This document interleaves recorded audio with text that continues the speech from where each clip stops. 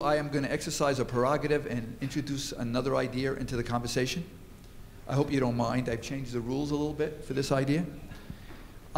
Is Jack still here? Jack's still here. Where's Jack? So this is a way of having 100 flowers bloom, but doing it very quickly, I think.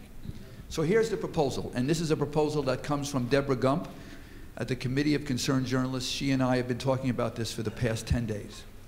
And that is that we hire 50 to 100 unemployed journalists. We get $10 million, $5 to $10 million. We train those journalists, some of the most talented journalists in the country here, in news literacy.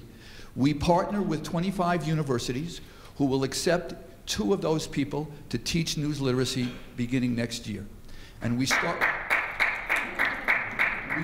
by going to Washington and trying to get some stimulus money. And Deborah identified areas in the stimulus bill which she thought might apply to this project.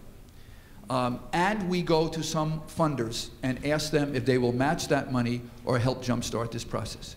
This would take some of the most talented journalists in America now out of work and give them a mission and have them critically teach students and jumpstart this process at perhaps 25 universities in the next 6 months. So that's the proposal I want to make to you. I would like to know, not this second, which of you would like to participate, which universities would be willing to sign on as partners. It's a little complicated. You would have to basically say that we will commit and we will pay the salaries of these people.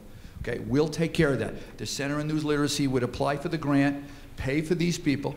These people, by the way, could not only work at the university level, but they would work with Alan in those areas of the country and be available to go into high schools as well. So suddenly we would expand these efforts. Anybody have any reaction to the idea other than a couple of people clapping? Yeah? So you're the first to sign on. I feel like one of these I feel like one of these salesmen at 3 o'clock in the morning on cable TV. But okay, so I will follow up with you, and I'm going to talk about next steps in a second after Alberto talks.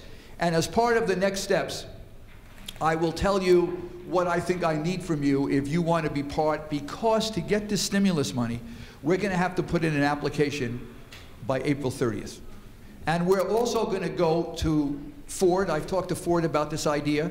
I've mentioned it to Alberto. I've mentioned it to McCormick. It may be an idea that's too big for one individual funder, but there may be a way to create a fund, a challenge fund in news literacy, in which the funders collectively will help fund this and get this off the ground.